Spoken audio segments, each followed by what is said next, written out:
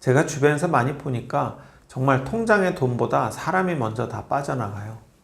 내가 회사 다니면서 또 사회생활을 하면서 만났던 많은 분들이 내가 일을 관두는 순간 그분들과 용건이 없어지면서 더 이상 만나기가 어려워져요. 왜냐하면 용건이 없으니까 서로 시간을 낼 이유가 없는 거죠. 그래서 그분들과 멀어지게 되고요. 그러면 어떻게 해야 될까요? 내가 예전에 알았던 그러나 이제 용건이 없어진 분들은 빠져나가고, 용건이 없는데 그분들을 계속 보자고 할까요? 아니죠. 내가 새로이 용건이 있는 사람들을 만드셔야 됩니다. 할 일을 만드시면요, 갈 곳이 생기고 만날 사람들이 생깁니다. 한 예를 들어볼게요. 저는 강연을 합니다. 근데 강연을 하게 되면 강연이란 할 일이 있잖아요. 그럼 갈 곳이 생겨요. 이렇게 유튜브도 찍고 강의를 할 곳이 생기고요.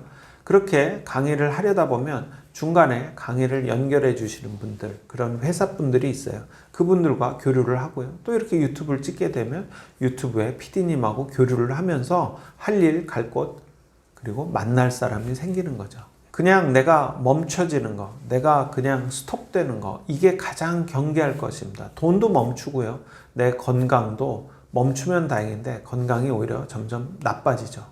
악착같이 움직이셔야 돼요. 활동하셔야 돼요. 그러면 다시 인간관계가, 새로운 인간관계가 복구됩니다. 여러분들 초등학교 친구들을, 국민학교 친구들을 아직까지 보시는 경우도 있죠. 근데 못 보시는 경우도 많으실 거예요. 왜 그럴까요?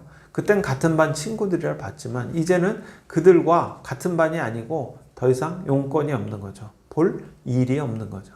그래서 그 때마다, 그 시기마다 만나고 친하게 지내고 알게 되는 사람들이 생깁니다.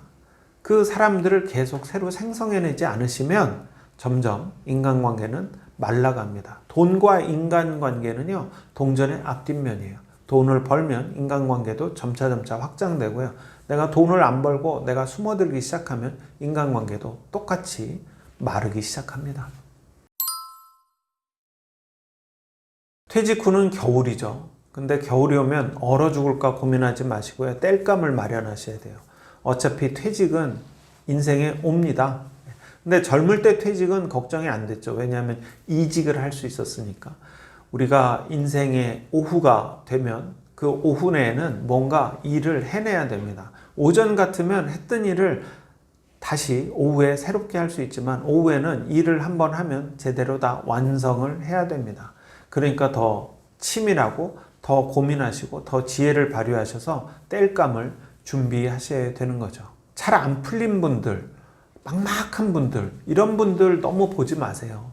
그러다 보면 나도 거기에 나도 모르게 훈련되고요, 익숙해집니다. 그러면 나도 어느새 떨어져 있다가 그분들 중에 한 분이 됩니다.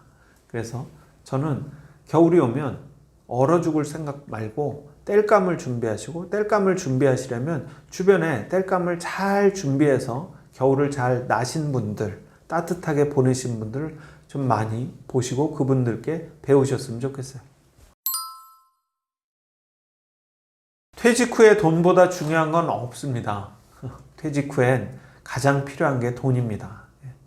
우리가 퇴직하면서 왜 이렇게 많은 분들이 무너지시고 또 건강도 해치시고 좌절하실까요? 많은 얘기를 하죠. 과거에 누렸던 영광이 사라지고 또 주변에서 나를 좀 우습게 보는 것 같고 등등 많은 그 돈 외의 얘기를 하시는데요. 사실 내 마음속에는 그런 여러 가지 변화, 불편한 변화에 대해서 내가 더 위축되는 이유가 실제는 돈입니다. 만약 돈이 아주 넉넉하다면, 그리고 우리가 흔히 얘기하듯이 이분 닫고 지갑을 열면 주변에 여전히 사람들이 많이 있을 겁니다. 그런데 돈은 한정도 있고요. 나도 그대로인데, 그런데 사람들은 변하고 상황은 변하니까 나 스스로 마음이 더 가난해지는 거죠. 그래서 곳간에서 인심난다고요. 일단 돈을 넉넉히 또는 돈을 열심히 버셔서, 우리가 왜 캐시플로우라고 하죠. 현금이 계속 흘러다니면 주변에서 나를 대하는 모습도 바뀌고요. 나도 주변을 대하는 모습이 바뀝니다. 돈이 있으셔야지 건강도 챙기실 수 있고요. 그리고 주변에 행복도 나눠주실 수가 있습니다. 돈이 없어지면요, 건강이 상해요. 그리고 주변의 행복도 제가 더 이상 드릴 수가 없습니다. 왜냐하면 내 마음이 가난해지고 내가 위축되고 수축되니까 그 나쁜 기운을 자꾸 주변에도 넘겨주게 되거든요. 저는 퇴직 후에 가장 챙길 건 돈이다. 저는 그렇게 말씀드립니다. 저도 직장생활 24년 했는데 노후 준비하기 어렵습니다. 회사에서 돈 벌면 이래저래 돈 나갈 때가 많고요. 그리고 내가 버는 돈에 맞춰서 내 생활의 규모가 자꾸 늘어나고 그러다 보니까 그냥 통장이 되는 거죠. 돈이 들어왔다 텅텅 비면서 열심히 버는데 손에 쥐는 건 없고요. 그리고 노후 준비에 대해서 좀 막연한 그런 낙관적인 생각을 하고 있다 보니까 노후 준비에 대해서 되게 소홀한 것 같아요. 내일은 아닐 거다. 나는 안 늙을 것 같고요. 나는 이 회사에 계속 오래 다닐 것 같고요. 그리고 설마 산입에 거미줄 치겠나? 어떻게든 되겠지. 라고 생각이 들고요. 그리고 수명이 길어지는 거에 대해서 그렇게 현실로 잘 받아들여지지가 않았기 때문에 노후 준비에 대해서 소홀해지죠. 근데 이게 회사를 나온 순간요. 이 모든 게 다 오해였다는 걸 알게 됩니다. 모든 게 다 바뀐다는 걸 금방 알게 됩니다.